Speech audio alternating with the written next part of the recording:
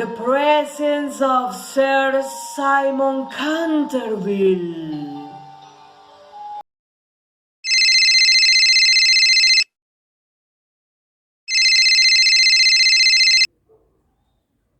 Hello, Cathy. Could you lend me a book? Oh, please, come on. I have nothing to read now. Oh, yes, I really love ghost stories. As you can see, many of you wonder who I am. I'm not only a ghost. I'm the dream, the creature of a crazy and extravagant Irish writer whose name was Oscar Wilde. Readers, can you help me to present the author of this story? I'd be glad to do that, Sir Canterville. Oscar Wilde was born on October 16, 1854, in Dublin, Ireland. He lived a life that was, in many ways, as colorful and dramatic as those of the characters he invented. He came from a well-respected and rich family. His mother was a poet and translator, and his father a doctor. Oscar was an excellent student and received a first-rate education. After graduating from Oxford, Wilde moved to London.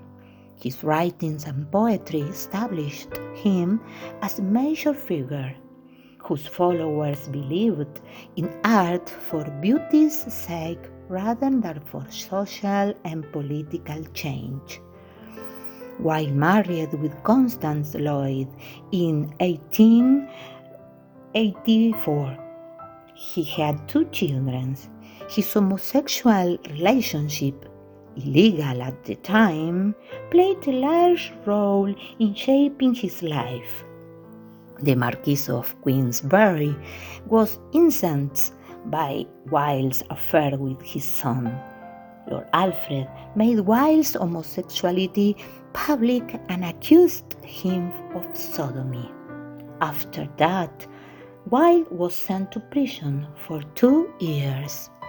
When he got out, he had lost his health, money, and artist focus. He went into exile in Paris, wrote very little, and died at age 46 on November 30, 1900. Oscar Wilde was one of the most ironic writers of Victorian era. The Canterville Ghost, his self-published story, is parody of a Gothic horror genre, very popular in England during the 19th century. It was first published in 1887, but critics didn't pay much attention to the story at the time.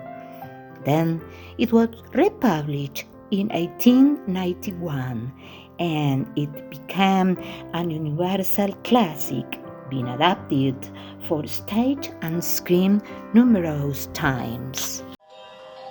Do you think my story deserves to be told? Do you want to hear it? Well, let's start by introducing the characters, and after that, the events.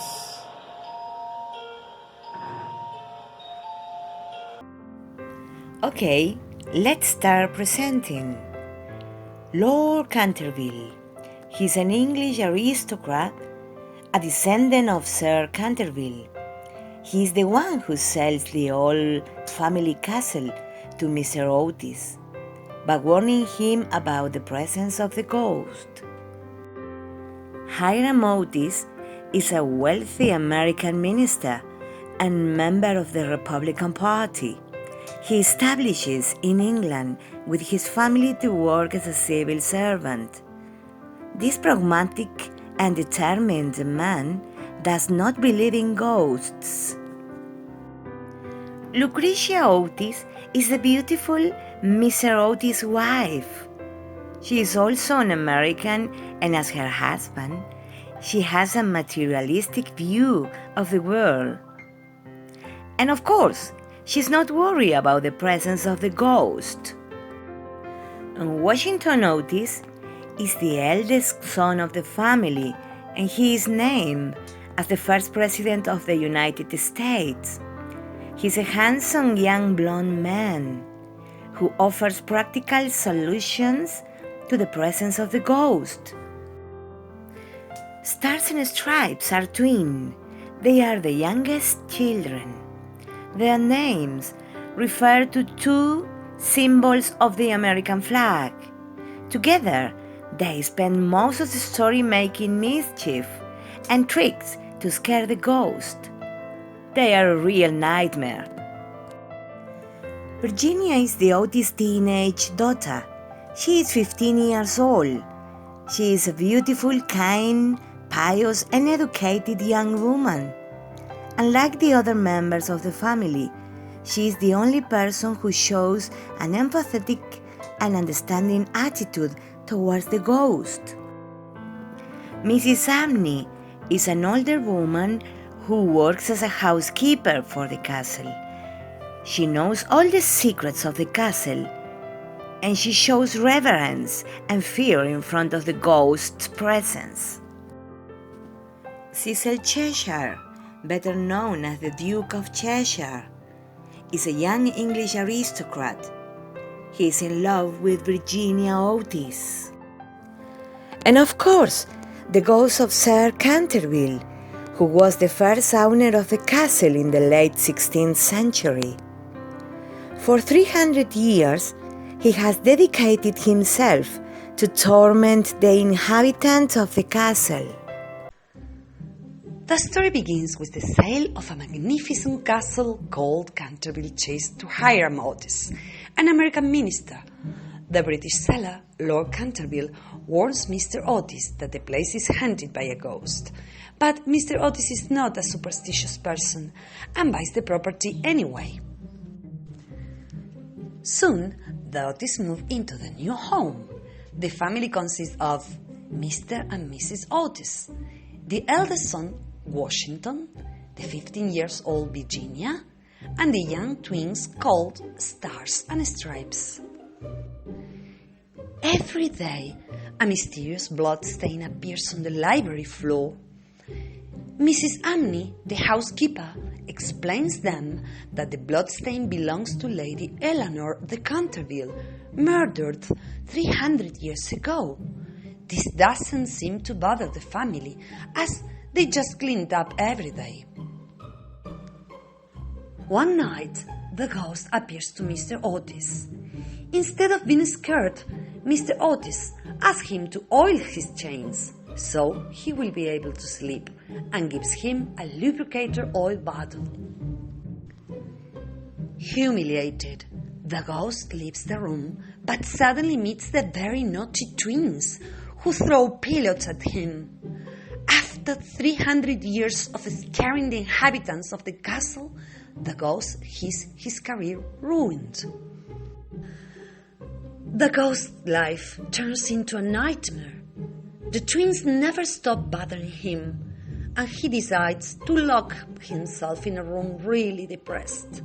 One day, he recovers the passion and tries to scare the family again. But the twins disguise themselves as ghosts and frighten him. This is definitely the end of his ghostly career. But what is the story of this unhappy ghost? Do you want to know it? Well, the housekeeper will tell you that. Well, it happened in the 1575. Sir Simon, the noble owner of Canterville Chase, decided to kill his wife. But why? Apparently, Lady Eleanor didn't know how to cook well, and she was pretty ugly. In revenge, the woman's brothers decided to chain the murderer in a room and let him die of starvation. His body was never found, and since then, his tormented soul roams around the castle. Virginia is the only one in the family who feels sorry for the ghost. On one occasion, they meet each other, and the ghost expresses to the young lady his wishes to finally rest in peace. He also tells her about an ancient prophecy that says, if a young believer lady cries for him and asks God for his soul, he will be forgiven, and finally he will rest in peace. Virginia agrees to help Sir Simon out of mercy. Both figures vanish through the wall. They just disappear. The Otis panic because they cannot find Virginia. They had been looking for her for hours. When 12 bells ring at midnight, Virginia finally appears very pale with a box in her hands. The girl tells her family that the ghost is really sorry for his crimes and that he wants to rest in peace. She also shows them the jewels that the ghost has given to her. Immediately, they open a very heavy door room and find Sir Simon's skeleton in chains. Virginia raises a prayer, and everyone sees the almond tree blossom, a sign that Sir Simon's soul has finally been forgiven. Virginia decides to return the jewels to Lord Canterville, as she considers they belong to the family, but he rejects them, arguing that when they bought the house, they did it with a ghost inside and with all his belongings. Virginia eventually marries the Duke of Cheshire. On their honeymoon in Canterville, the couple visits Sir Simon's grave. He asks Virginia what she saw in the other world, but she replies that what the ghost showed her is a well-kept secret. Maybe another reader could tell the audience the themes of the story. Yes, of course. I am a fan of the story. I think one of the themes is related to 1. Cultural differences. The representation of the British and American characters is linked to a series of values, customs, and traditions that confront the old and the new world. The British Cantervilles keep the weight of tradition. They have noble titles endorsed by the Crown, which gives them status and authority. The Otises represent the New World, the skeptical American modernity of the 20th century, where ghosts have no place, being ridiculed. 2. Another point is art. A recurring theme in Oscar Wilde's literature is thinking of life as art. The Canterville Ghost could be considered as an analogy, due to the ghost's perseverance and imagination in thinking about new actions against the Otis family. In this way, the frustration that the ghost feels over Otis's non-reaction can translate into the pain an artist feels when their work is not recognized. 3. Materialism is another important topic. In opposition to the Canterville family, who have lost their wealth and must sell their castle because they can no longer maintain it, the Otises represent the American economic prosperity. Although they do not possess the English bloodline, they have the means to buy it, even if that includes a castle with a ghost inside. And finally, 4. Redemption. This is one of the most relevant topics belonging to the story. The ghost is life and death by itself. It represents what he used to be when he was a living human being and what he is now, as a paranormal entity wandering in a never-ending phantom life. When the ghost manifests repentance for his crime, and with Virginia's help, he can be forgiven of his sins by the grace of God.